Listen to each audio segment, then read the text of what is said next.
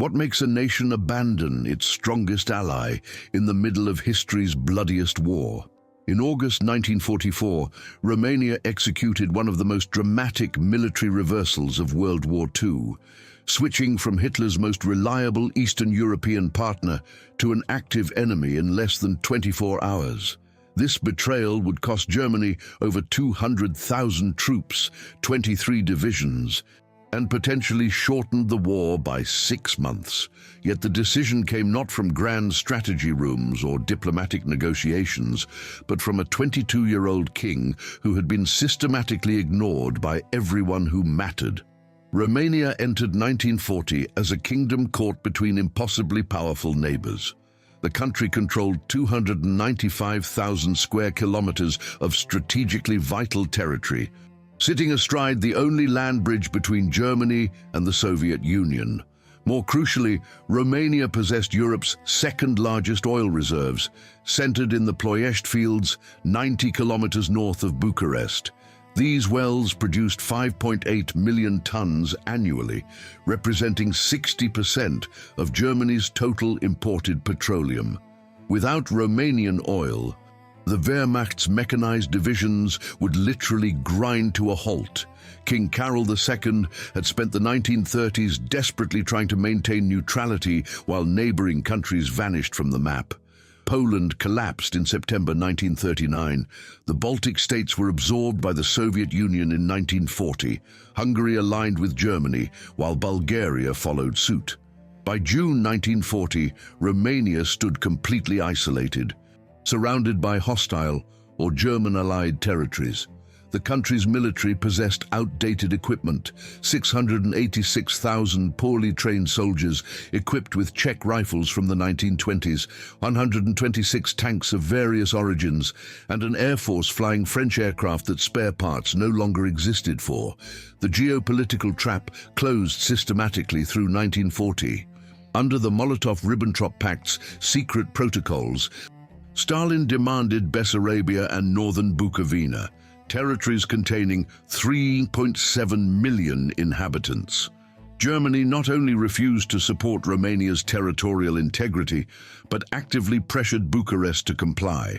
The loss of these provinces in June 1940 triggered massive population displacement. 200,000 ethnic Romanians fled westward, carrying whatever possessions they could manage in carts, on foot, or crammed into overcrowded trains. Hungary exploited Romania's weakened position immediately. Through the Second Vienna Award in August 1940, Germany forced Romania to cede northern Transylvania, including the cities of Cluj and Oradea. Another 2.6 million inhabitants changed nationality overnight. Bulgaria simultaneously reclaimed southern Dobruja, completing Romania's territorial dismemberment. In 4 months, the country lost 102,000 square kilometers and 6.8 million citizens, approximately 1/3 of its interwar territory and population. These catastrophic losses destroyed King Carol II's remaining legitimacy. Street demonstrations erupted across Bucharest as Romanian refugees flooded the capital, sleeping in parks, abandoned buildings, and train stations. The Iron Guard, Romania's fascist movement, gained momentum by promising to restore national dignity through alliance with Germany. Military officers openly discussed removing the king who had sold Romania piece by piece. Economic collapse accelerated as the country absorbed hundreds of thousands of refugees while simultaneously losing its most productive agricultural and industrial regions. General Ion Antonescu emerged as the solution everyone could accept. A decorated World War I veteran with impeccable nationalist credentials, Antonescu had spent 2 years in prison for opposing King Carol's policies. His anti-communist stance and pro-German orientation appealed to the military, while his reputation for personal honesty attracted desperate civilians. On September 4, 1940, Carol II appointed Antonescu Prime Minister with full powers, hoping to save the monarchy by sacrificing political control. Antonescu's first decision sealed Romania's fate. formal alliance with Nazi Germany. The alternative appeared to be complete Soviet occupation, following the pattern established in the Baltic states. German troops began arriving in October 1940, ostensibly to protect the Ploiești oil fields, but effectively occupying the country. Romania became Germany's most important ally by necessity rather than ideology, contributing more troops to Operation Barbarossa than Italy, Hungary, Finland, and all other Axis partners combined. The royal family retreated into ceremonial irrelevance as Antonescu consolidated power. King Carol II abdicated on September 6, 1940, fleeing to Switzerland with his mistress Elena Lupescu and several railway cars full of looted national treasures. His 19-year-old son Michael inherited a crown stripped of all practical authority. The new king possessed no governmental experience, no political allies, and no independent power base. German advisors and Antonescu's ministers managed every aspect of state administration, from military deployments to economic policy. Young King Michael's daily routine reflected his powerlessness perfectly. He attended ceremonial functions, signed documents prepared by others, and received carefully scripted briefings about military operations he could not influence. Palace staff consisted primarily of long-time servants rather than political advisors, since Antonescu controlled all key appointments. The king's primary companions were his mother, Queen Helen, a few elderly courtiers, and whatever books he could acquire from the palace library. Romania's military participation in Barbarossa demonstrated both the country's strategic importance and its fundamental vulnerability. The Romanian Third and Fourth Armies, totaling 325,000 men, crossed into the Soviet Union on June 22, 1941, fighting alongside German forces to reclaim Bessarabia and northern Bukovina. Initial successes created false optimism. Romanian troops recaptured Chișinău by July 17th and Odessa by October 16th, restoring national pride after the humiliations of 1940. However, Romanian forces lacked the equipment and training for sustained modern warfare.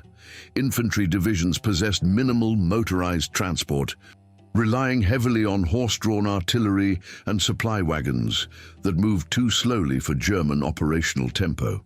Communication equipment remained primitive, with many regiments depending on runners and signal flags rather than radio networks. Most critically, Romanian officers had never trained for coordinated operations with mechanized German units, leading to repeated tactical disasters when units became separated during rapid advances.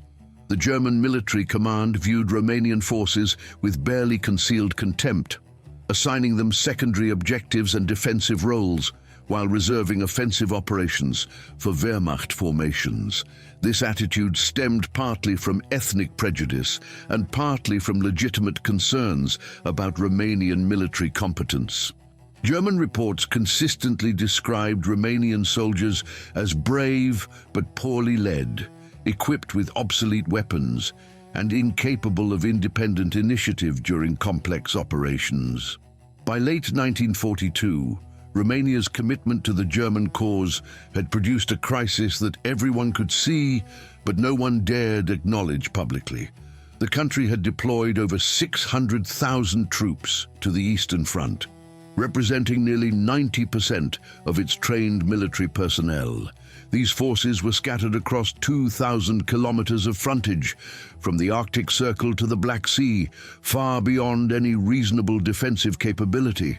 Romanian casualty reports, heavily censored but impossible to completely suppress, indicated losses approaching 400,000 dead, wounded, and missing since the invasion began.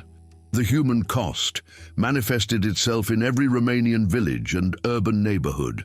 Families received standardized death notifications printed on cheap paper, often months after the actual casualties occurred. The Orthodox churches conducted funeral masses for soldiers whose bodies lay in unmarked graves across Ukraine and southern Russia. Widows appeared in increasing numbers at breadlines. since military death benefits provided inadequate support for surviving families. Agricultural production declined as farm laborers died in foreign wars while their fields lay unworked. Romanian oil production, the primary German interest in maintaining the alliance, faced unprecedented strain from wartime demands. The Ploiești refineries operated at maximum capacity, processing 7.2 million tons annually by 1943. But this represented the absolute ceiling of Romanian petroleum capability. German demands continued increasing as Wehrmacht fuel consumption grew with expanded operations across multiple theaters. Refinery workers labored in 12-hour shifts, using equipment that received minimal maintenance due to wartime parts shortages and the conscription of skilled technicians for military service. The Soviet bombing raid on Ploiești in August 1943 revealed Romania's fundamental defensive weakness. 177 American B-24 bombers, flying from bases in Libya, struck the refineries in broad daylight with minimal Romanian resistance. The attack destroyed production facilities, representing 18% of total Romanian refining capacity, killing 300 Romanian workers and demonstrating that Germany could not protect its most valuable Romanian asset. Reconstruction required 8 months and equipment that could only be obtained by reducing production at other facilities. More immediately threatening, the Red Army's offensive at Stalingrad had eliminated Romanian forces almost completely.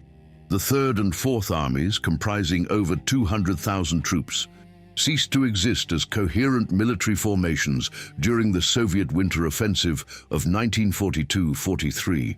Entire divisions simply vanished from German operational maps, with survivors straggling westward in disorganized groups that lacked weapons, equipment, and often basic winter clothing.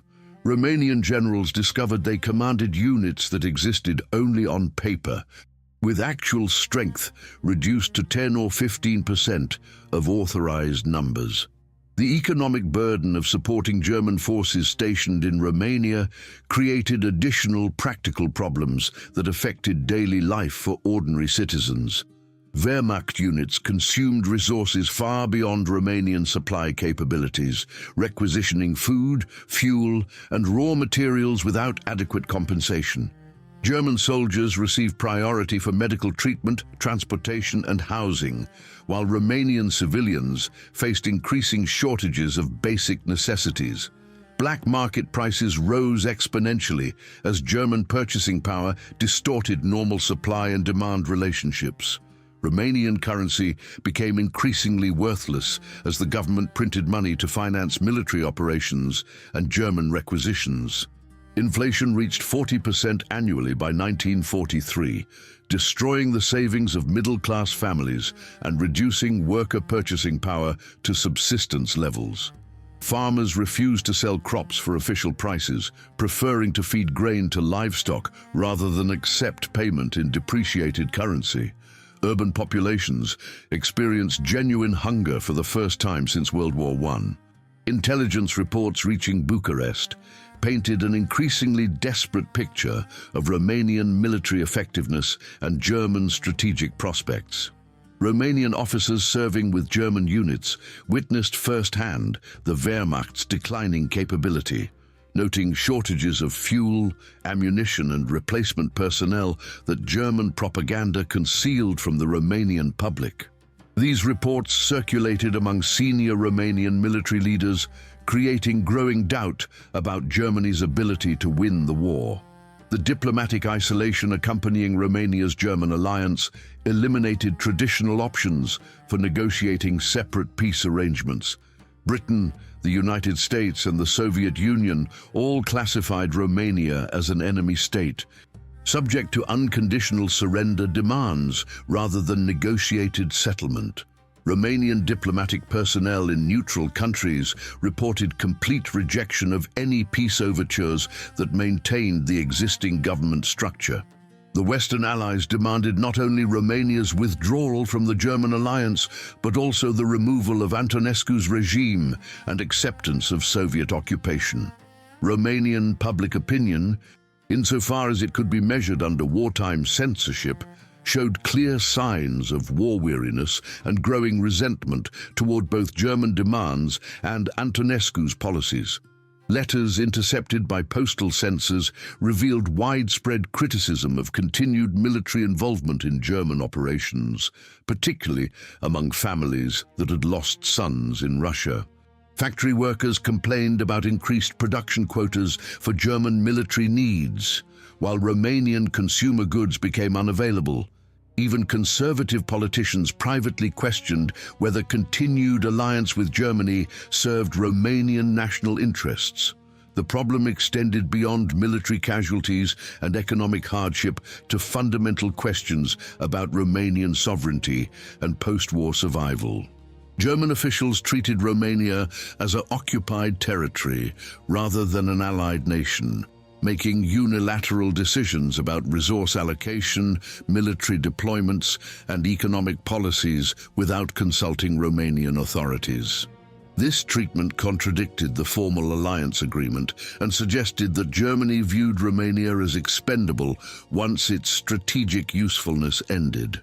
Church leaders, traditionally supportive of authoritarian government, began expressing private concerns about Romania's direction. Orthodox hierarchs received reports from military chaplains describing the brutalization of Romanian soldiers serving in German units, where they faced discrimination and were assigned the most dangerous missions as expendable foreign troops. Religious services for war dead became implicit protests against government policy, as priests delivered sermons emphasizing the sanctity of Romanian blood spilled for foreign causes. Women's organizations, previously restricted to charitable activities, started quietly documenting the war's impact on Romanian families. Their surveys revealed malnutrition rates approaching 30% in urban areas, with children showing signs of developmental problems related to inadequate diet. Infant mortality increased as medical supplies were diverted to military hospitals treating German wounded. These statistics, though suppressed from public release, circulated among political and social elites who began questioning whether Romania's survival required a fundamental change in policy. In the ceremonial splendor of Bucharest's royal palace, a 22-year-old man sat reading intelligence reports that would reshape European history. King Michael V of Romania possessed perhaps the least impressive resume of any leader who would influence World War II's outcome. He had never commanded troops in battle, never participated in high-level diplomatic negotiations. Michael's path to power had been accidental rather than planned. Born in 1921, he first became king at age 5 when his father, Carol II, renounced succession rights to marry his mistress. A regency council governed Romania during Michael's childhood, with the boy king serving as a ceremonial presence at state functions he was too young to understand, and never administered anything more complex than his personal household staff. Political observers dismissed him as a powerless figurehead maintained by Antonescu for symbolic legitimacy. Yet this overlooked young king commanded one resource that proved more valuable than armies or diplomatic expertise. Constitutional authority that everyone had forgotten still existed. Carol II's return in 1930 had relegated Michael to crown prince status, keeping him isolated from political decision-making processes. When Carol II's abdication in 1940 suddenly restored Michael to the throne, he possessed neither the experience nor the institutional knowledge typically expected of monarchs.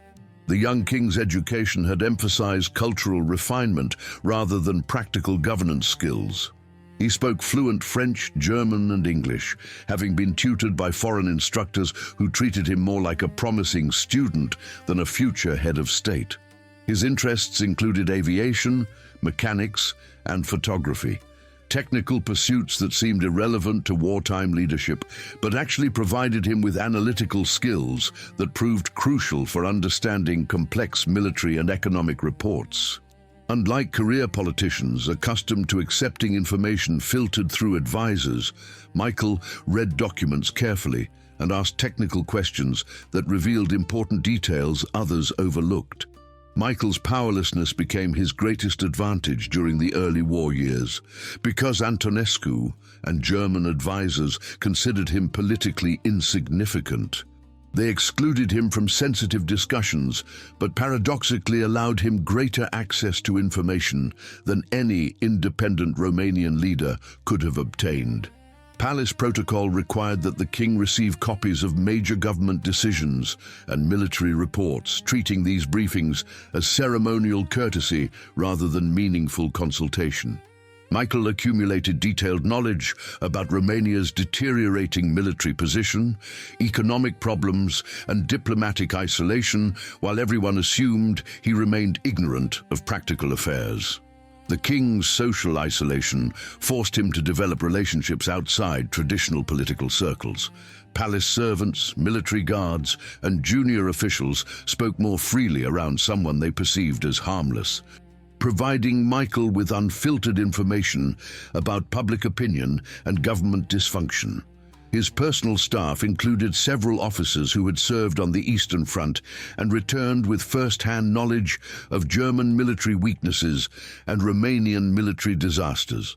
These informal conversations gave Michael insights into Romania's actual strategic situation that formal briefings carefully concealed. Queen Mother Helen played a crucial but largely invisible role in Michael's political education. A Greek princess with extensive European royal connections, she maintained correspondence networks that provided alternative information sources about international developments. Her letters from relatives in Britain, Greece, and other allied countries gave Michael perspectives on the war's progress that contrasted sharply with German propaganda distributed through Romanian official channels. Helen also possessed practical experience managing royal finances and household administration, skills that proved valuable when Michael needed to organize covert political activities. By 1943, Michael had identified a small network of Romanian politicians and military officers who privately opposed continued alliance with Germany but lacked coordination and leadership. These included former liberal politicians like Iuliu Maniu and Constantin Brătianu, communist representatives like Lucreția Pătrășcanu, and military officers like General Constantin Sănătescu, who commanded troops but answered directly to Antonescu's authority. Michael's constitutional position allowed him to maintain contact with these diverse groups without arousing suspicion, since royal audiences with political figures appeared routine rather than conspiratorial. The king's apparent political naivety actually represented careful strategic calculation. He encouraged others to underestimate his capabilities by maintaining the facade of ceremonial irrelevance while secretly building relationships and gathering information necessary for effective action. Michael attended state functions and performed royal duties without displaying any political opinions, allowing Antonescu and German officials to believe they had successfully neutralized potential monarchist opposition. This deception required considerable self-discipline from someone whose constitutional authority was being systematically ignored. Michael's technical interests provided practical advantages for covert political planning. His knowledge of radio communications, gained through amateur wireless operation, allowed him to understand intelligence intercepts and maintain secure contact with opposition groups. His photographic hobby had taught him to observe and document details that others missed, skills he applied to analyzing military reports and diplomatic correspondence. Most importantly, his mechanical aptitude helped him grasp the practical implications of Romania's resource shortages and military equipment problems that political leaders often ignored. The young king's greatest asset proved to be his lack of political obligations or personal ambitions that might compromise decisive action. Career politicians like Antonescu had spent decades building relationships, accumulating favors, and making commitments that constrained their freedom of action when circumstances changed. Michael possessed no such encumbrances, having never participated in the complex web of alliances and agreements that characterized Romanian politics. This freedom allowed him to contemplate radical solutions that experienced politicians would dismiss as impossible. Michael recognized that constitutional legitimacy might prove more powerful than military force if exercised at the proper moment. The king's youth became an advantage rather than liability as Romania's military position deteriorated through 1943 and early 1944. Older politicians and generals had invested their careers in policies and relationships that prevented them from acknowledging fundamental strategic errors. Michael's legitimacy derived from constitutional law rather than popular support or military power, giving him unique advantages for organizing regime change. The Romanian constitution, though suspended during wartime emergency rule, technically remained in effect and granted the king authority to dismiss prime ministers and appoint replacements. While everyone assumed this authority had become purely theoretical, Michael possessed no such psychological investment in past decisions, allowing him to assess Romania's situation objectively and consider options that others found psychologically unacceptable. His willingness to contemplate betraying Germany reflected practical calculation rather than emotional attachment to any particular ideology or alliance system. Most critically, Michael's perceived weakness encouraged potential conspirators to approach him with treasonous proposals they would never risk presenting to more established political figures. Opposition politicians began testing the king's receptiveness to anti-German activities precisely because they assumed he lacked the power to expose or betray their plans. These conversations provided Michael with detailed information about domestic opposition capabilities and allied expectations for Romanian cooperation, intelligence that proved essential for planning effective regime change. The decisive moment arrived at 10 a.m. on August 23, 1944, when King Michael summoned Marshal Ion Antonescu to an emergency audience at the royal palace. Neither man suspected this routine administrative meeting would trigger Romania's complete reversal of allegiances within 12 hours. Antonescu arrived expecting another ceremonial consultation about decorations or protocol matters, carrying a briefcase containing routine military reports rather than documents requiring serious royal input. The king had scheduled the meeting using normal palace procedures, providing no indication that anything extraordinary was planned. Michael had spent 3 months preparing for this confrontation through careful coordination with opposition leaders who still believed they were advising rather than following royal initiative. The plan required precise timing. Antonescu's arrest had to occur before he could alert German commanders or issue contradictory orders to Romanian military units. Palace guards, secretly recruited by General Constantin Sănătescu, had positioned themselves to control all entrances and communication facilities. Radio transmitters throughout Bucharest were prepared to broadcast simultaneous announcements of regime change before German forces could organize effective resistance. The conversation began normally, with Antonescu presenting his weekly situation report while King Michael listened politely and asked occasional questions. Romania's military position had deteriorated dramatically since the Red Army's summer offensive began in June 1944. Soviet forces had advanced 450 kilometers in 6 weeks, destroying Army Group South Ukraine and eliminating most Romanian defensive positions east of the Prut River. Antonescu's report acknowledged these losses, but maintained optimistic projections about German reinforcements and new defensive lines that everyone knew were fictional. Michael's first departure from normal protocol came when he questioned specific details about Romanian casualty figures and refugee movements. Instead of accepting sanitized summaries, the king demanded exact numbers of troops lost. equipment destroyed, and civilians displaced by the Soviet advance. These questions forced Antonescu to admit that Romania had essentially no military capability remaining. Fewer than 40,000 combat-effective troops, ammunition supplies sufficient for 3 days of fighting, and fuel reserves that would last less than 1 week if military operations continued. The Marshal's growing unease became visible as Michael pressed for information about German plans for defending Romanian territory. Antonescu admitted that Wehrmacht commanders had provided no detailed briefings about future operations, suggesting that Germany viewed Romania as expendable territory to be abandoned when strategically convenient. This admission confirmed intelligence reports that Michael had received independently but had never discussed with government officials. At 10:47 a.m., King Michael abandoned all pretense of ceremonial consultation and delivered what amounted to a royal ultimatum. Romania would immediately cease all military cooperation with Germany, withdraw its remaining troops from German command, and seek separate peace negotiations with the Allied powers.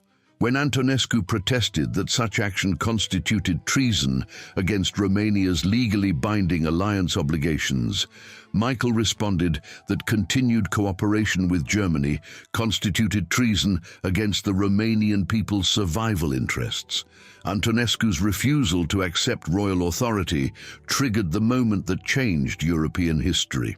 The Marshal declared that he retained supreme executive power regardless of royal preferences and threatened to place Michael under protective custody if necessary to prevent reckless interference with military operations. This threat provided legal justification for the king's next action: formal dismissal of Antonescu's government and assumption of direct royal control over all Romanian military and political institutions. The physical arrest occurred so quickly that Antonescu barely had time to understand what was happening.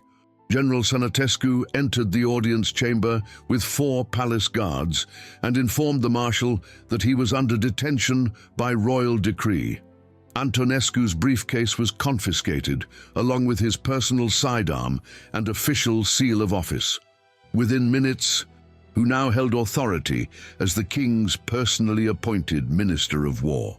German military personnel were quietly surrounded and disarmed before they could alert Wehrmacht headquarters about the developing coup.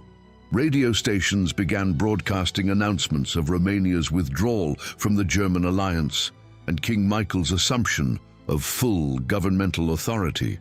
The man who had governed Romania for nearly 4 years found himself confined in a palace basement room, while his former subordinates assumed control of the government he had dismissed as powerless. Simultaneous operations throughout Bucharest demonstrated the conspiracy's careful preparation and extensive coordination. Romanian military units in the capital received orders directly from General Sănătescu. The speed of these developments caught German commanders completely unprepared for effective response. Wehrmacht units stationed in Romania numbered approximately 60,000 troops, but they were dispersed across the country and integrated with Romanian formations in ways that made independent action difficult. German officers had grown accustomed to Romanian military cooperation and possessed no contingency plans for sudden hostile action by their supposed allies. Most critically, German forces lacked secure communication networks independent of Romanian infrastructure, preventing rapid coordination of countermeasures. King Michael's first official decree as head of government ordered all Romanian military units to cease operations against Soviet forces and begin preparations for military cooperation with the Red Army. This command reached Romanian troops faster than German attempts to countermand royal authority, since Romanian communication networks remained under monarchist control. By evening on August 23rd, most Romanian commanders had acknowledged the new government and begun implementing orders to switch sides in the middle of active combat operations. The psychological impact on German forces proved as significant as the immediate military consequences. German soldiers had fought alongside Romanian units for 3 years, International reactions confirmed that Romania's reversal would have consequences far beyond local military operations. Winston Churchill immediately declared that Romania's action represents the beginning of the end for Nazi Germany's ability to maintain coordinated resistance, developing personal relationships and tactical coordination that made sudden betrayal both shocking and tactically devastating. Romanian knowledge of German positions, supply routes, and operational plans instantly became Soviet intelligence assets. German officers faced the unprecedented challenge of treating yesterday's allies as today's enemies while continuing combat operations against advancing Soviet forces. Stalin issued orders for Soviet forces to accept Romanian cooperation and begin joint operations against German positions throughout the Balkans. American military planners revised their estimates of European war duration, projecting that German collapse might occur months earlier than previously calculated. The transformation's completeness became apparent within 48 hours, as Romanian forces actively engaged German units that had been their allies just days before. The Romanian First Army, equipped with German weapons and trained in German tactics, used this intimate knowledge to devastating effect against Wehrmacht formations attempting to maintain defensive positions. Romanian pilots, flying German-built aircraft, began attacking German supply convoys and communication centers throughout the Balkans. Most remarkably, the entire reversal occurred without significant Romanian military resistance or German success in organizing effective counter-revolution. Michael's constitutional authority, combined with careful preparation and precise timing, had accomplished what appeared impossible just days earlier: the complete transformation of a major Axis power into an active Allied participant while combat operations continued across Romanian territory. Romania's defection triggered immediate military consequences that cascaded throughout German defensive planning across southeastern Europe.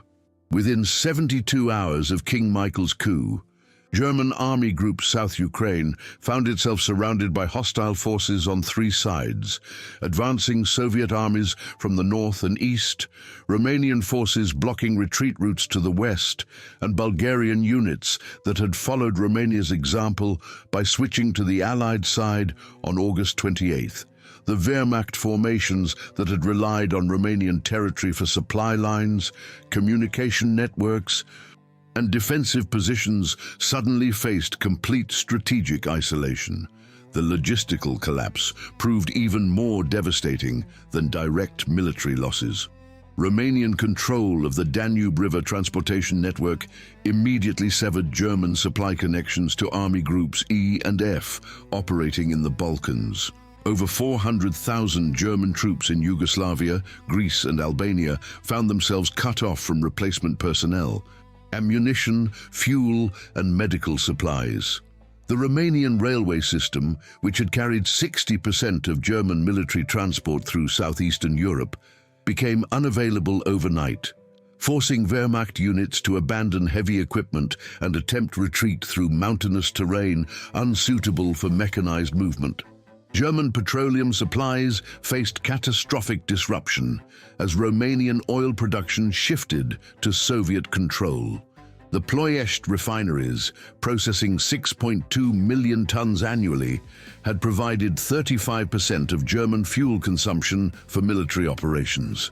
Soviet technical teams arrived within 1 week to assume operational control, ensuring continuous production for Red Army mechanized units advancing toward Hungary and Yugoslavia. German forces throughout Europe began implementing fuel conservation measures that reduced operational capability and limited tactical flexibility in defensive operations.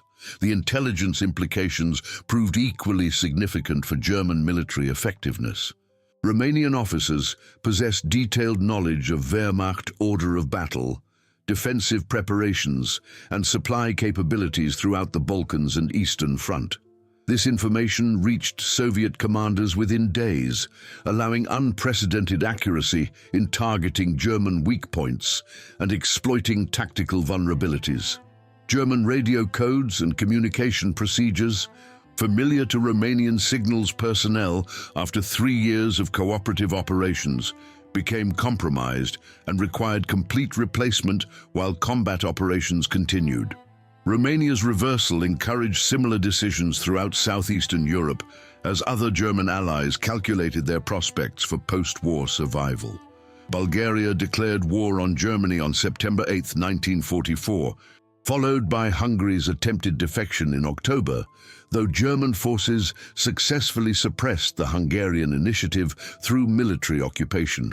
Finland concluded separate peace negotiations with the Soviet Union in September, withdrawing from German alliance and expelling Wehrmacht units from its territory.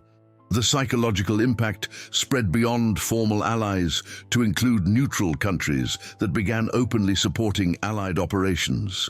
The speed of German military collapse in Romania demonstrated the fragility of Wehrmacht defensive capabilities when deprived of Allied support and secure supply lines.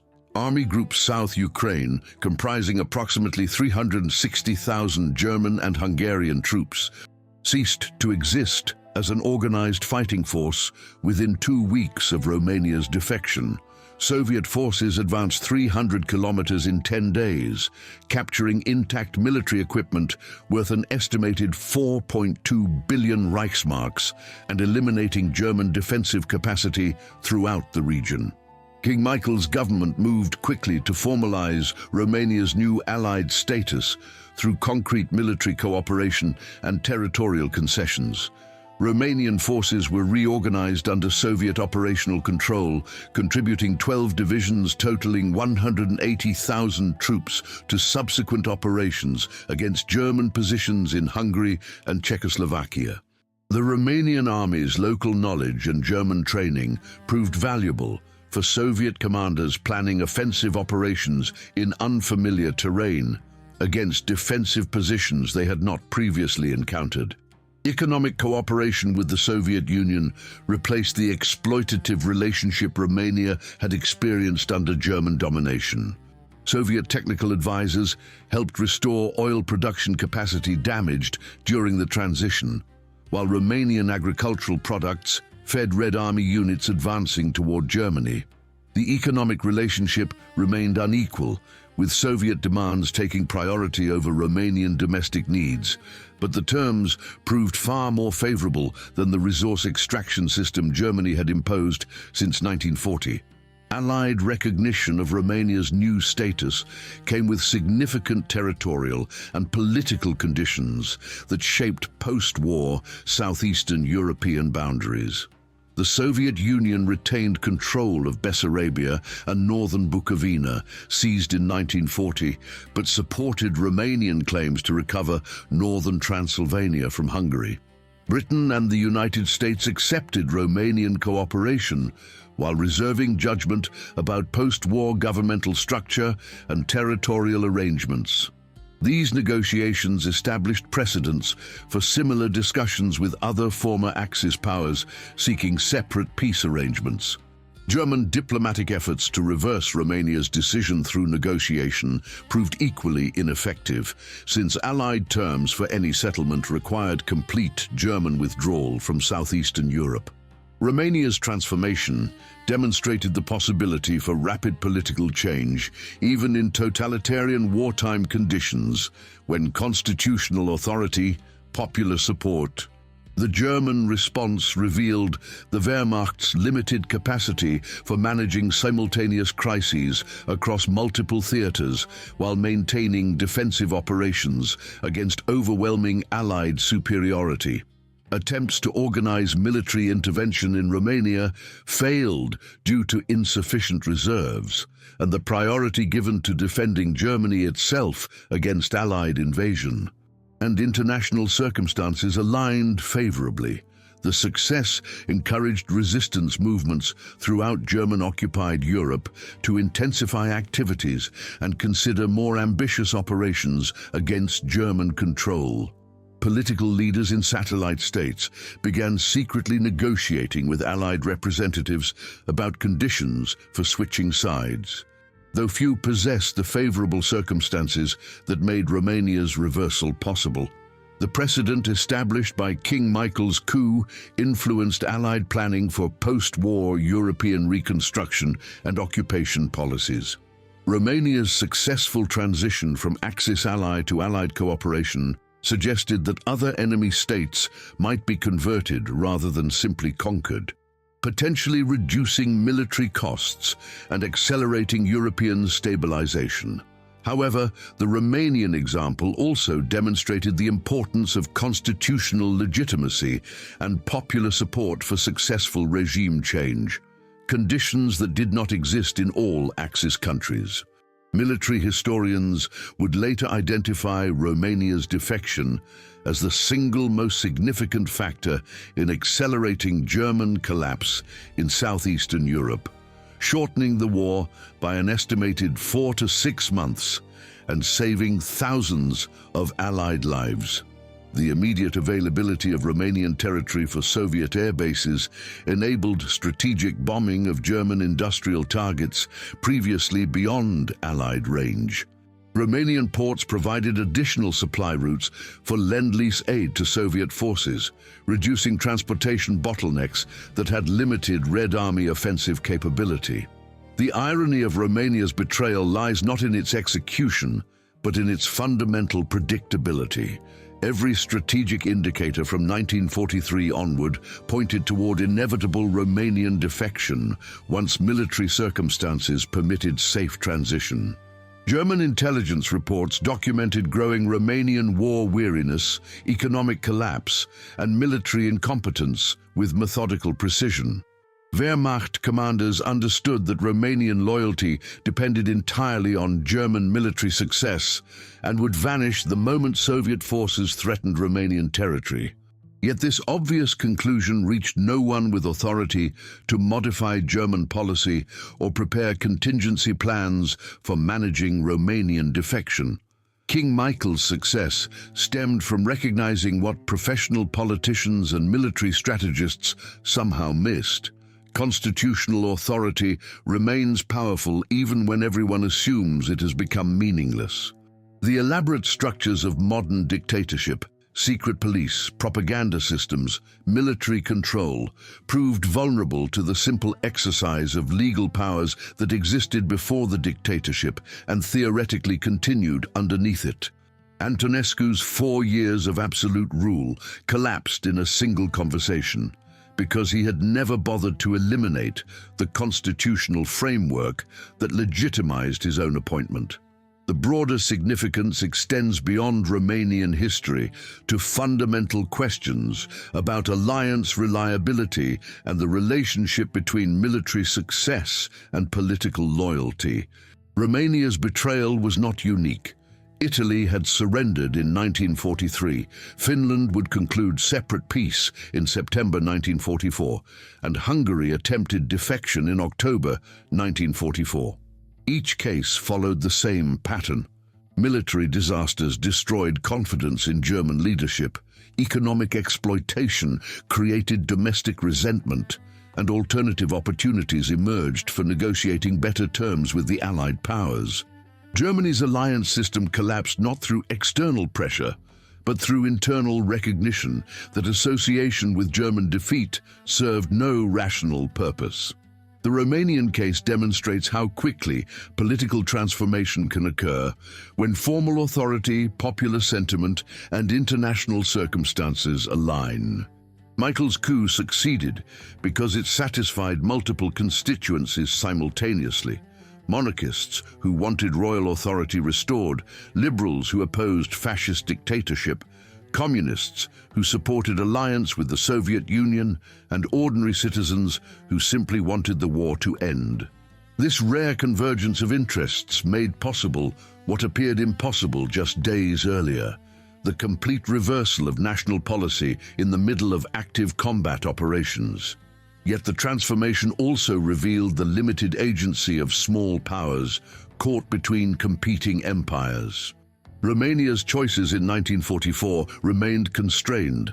Alliance with Germany promised continued military disasters and eventual Soviet occupation, while defection to the Allied side meant immediate Soviet occupation but potentially more favorable long-term arrangements. King Michael exercised remarkable tactical skill in managing the transition, but Romania's strategic options were determined by great power decisions beyond any Romanian leader's control. The legacy persisted through decades of Cold War tension as Romania struggled to maintain limited autonomy within Soviet-dominated Eastern Europe.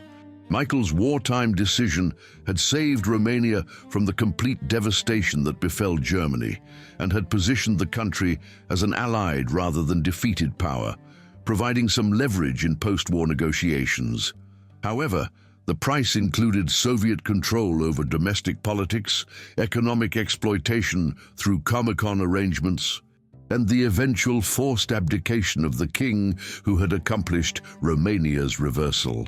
The communist regime that replaced Michael's monarchy systematically obscured his role in ending Romanian participation in German alliance, preferring to credit popular resistance and party leadership rather than monarchist initiative.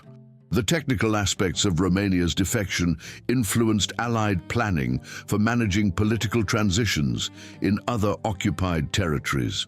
The speed and completeness of Romanian military reversal demonstrated that well-prepared coups could transform enemy forces into Allied assets more effectively than prolonged military campaigns. Modern historians recognize that Romania's betrayal represented one of the most successful intelligence and political operations of World War II, accomplished without external assistance and implemented by domestic actors using existing institutional resources. The operation required no special forces insertion, no massive propaganda campaigns, no external military support. American and British planners studied the Romanian precedent when developing policies for managing anticipated German surrender and post-war occupation procedures. The importance of constitutional legitimacy and indigenous political authority became central considerations for reconstruction planning. King Michael and his collaborators succeeded through careful timing, constitutional authority, and recognition of political realities that professional strategists had somehow overlooked. The fundamental lesson transcends military history to illuminate how established systems can change rapidly when their underlying assumptions no longer match external circumstances. Romania's German alliance had been based on calculations that made sense in 1940. Soviet expansion threatened Romanian independence, German victory appeared likely, and alliance offered protection against territorial dismemberment. By 1944, every assumption had proven false. But institutional momentum and personal commitments prevented recognition of changed circumstances until a 22-year-old king forced acknowledgement of obvious realities. Perhaps most significantly, Romania's reversal demonstrated that individual initiative can matter decisively in historical moments when structural forces create opportunities for dramatic change. Michael's personal courage and political skill were necessary but not sufficient conditions for success. The broader context of German military failure and Allied victory made his actions possible. However, without his specific decisions and careful preparation, Romania might have remained a German ally until complete military collapse, suffering far greater destruction and losing any opportunity to influence post-war arrangements. The story resonates with contemporary questions about alliance reliability, the relationship between domestic politics and international alignment, and the unexpected ways that political authority can reassert itself during crisis periods. Romania's betrayal of Hitler reminds us that even the most carefully constructed alliance systems remain vulnerable to simple recognition that circumstances have changed and continued cooperation no longer serves rational interests. If you're finding value in these historical accounts and want to explore more untold stories from World War II, consider subscribing to our channel for weekly content about the remarkable individuals and unexpected moments that shaped our world. Share with us in the comments what city you're listening from. We'd love to hear from our global community of history enthusiasts.